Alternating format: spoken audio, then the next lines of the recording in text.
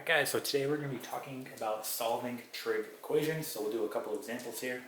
And just know that we're solving on the interval, right? Theta is going to be, okay, between 0 and 2 pi, okay? So 1 revolution, okay? So we want to go ahead and solve for this trig equation here. Now, before starting this video, I highly suggest that you go to the video I created on how to memorize the unit circle, right? That will help you when doing this. So make sure you check out that video before trying this one, and make sure you have a good understanding of the unit circle, all right? So, in order to solve this, right, we want to isolate the trig function, right? So in order to do that, right, I have this negative here. So again, I'm trying to isolate just this part here. So I'm going to have to divide both sides by negative, right? So I'm going to divide both sides by -1, okay? And then I'm left with cosine theta equals 1/2, okay? And this is where the unit circle is going to come into play. So cosine of what angle, okay, is going to give you a half. Now, you can also think of this like the following way. Cosine theta, right, will equal, well, a half here. This is positive, right? So when will cosine be positive? Well, that's going to be positive in the first and the fourth quadrant, right? So we know that our angle here is going to be coming from the first and fourth quadrant. So cosine theta equal to a half. If we look to the first quadrant, well, we know that that's going to be pi over 3, right? Cosine is our x. So we can say here for one of our answers, pi over 3. However, we're going to have another answer, right? Because, okay, cosine will also be positive in the fourth quadrant. Okay, and remember, we are solving on this interval here. We're going all the way up to 2 pi. So we're going to include this fourth quadrant here. So again, go back to that video where I taught you how to memorize the unit circle, okay? So doing this simply, if this is pi over 3, okay, in the second quadrant, we know that this is going to be 2 pi over 3. You do 3 minus 1, you get 2 pi over 3. And then going directly diagonal, in the fourth quadrant, okay, this is going to be 3 plus 2, or 5 pi. All over 3. And that is where cosine, okay, of 5 pi over 3 will equal a half. So your other answer is going to be 5 pi all over 3. That there is going to be your final answer. All right, let's try another example. Okay guys, so here is our next example, and again we are trying to isolate this trig function here. So right here we're trying to isolate. In order to do that, we're going to have to divide both sides by -6. Alright, so we need to divide both sides by -6.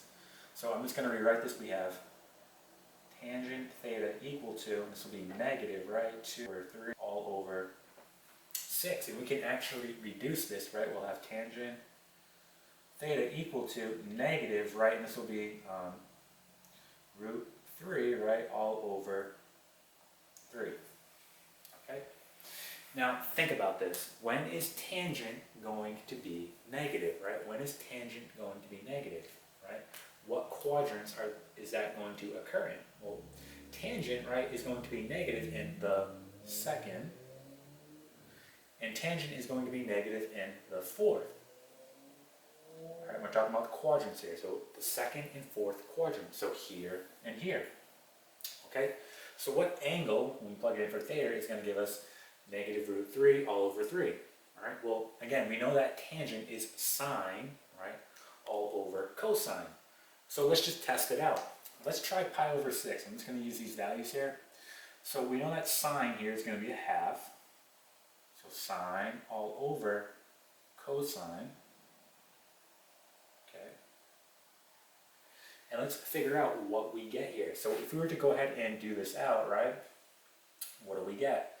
Well, we're going to get the following. We'll get 2, right, all over 2 square roots of 3.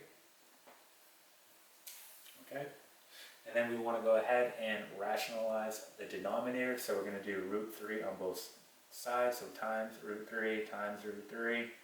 Right, and we get the following here. We're going to get 2 root 3, right, all over, and this will give us 6. Okay, because root 3 times root 3 is going to give you 3. 3 times 2 is 6. And we know that this is going to reduce to, right, the square root of 3 all over 3. Alright, so that works out. But again, we want negative. Okay, we want negative, so think about what needs to happen here. So you know that the angle pi over 6 worked here, but we want negative, so we have to go in this quadrant. So we're simply just going to do 6 minus 1, that gives us 5 pi all over 6. Okay? So we got the second quadrant.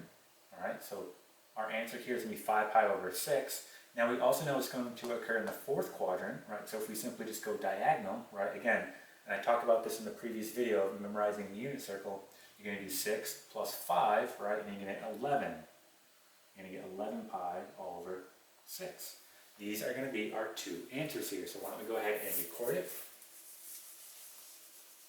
So one answer is going to be 5 pi all over 6, and we get 11 pi all over 6, okay? So those are our two answers. All right, let's try one more example. All right, guys, so here's our last example. Again, we want to go ahead and just isolate our trig function here. We're dealing with tangent. So we're going to add 2 on both sides, right? So when we do this, we're going to get negative 1 equals tangent theta. I'm just going to go ahead and rewrite this as tangent theta equal to negative 1. So think about it, when will tangent be negative? So just like the last example, right, tangent is going to be negative in the second and the fourth quadrant, okay? So think about it, what angle do I need to plug in for theta here in order to get negative 1? Well, think about it. If we look at this, we know that tangent is simply going to be sine over cosine. So if I use these values right here, I'll have root 2, right? Root 2 all over 2 all over root 2 all over 2. We know that this will equal 1. Okay? But again, we are trying to get negative here. So we know that this is going to occur again in the second and fourth. So let's figure out those angles. So when we do this, we have pi over 4. We want it in the second quadrant, so we do 4 minus 1, and we get the following. We're going to get 3 pi all over 4. And now we also want it in the fourth quadrant, so we go directly diagonal, and we do 4 plus 3, and we get 7 pi all over 4. So those are going to be our two answers there. So let's go ahead and record it. So we're going to get 3 pi all over 4, and then we get 7 pi all over 4. Okay? Those are going to be our two answers. All right, and that is it.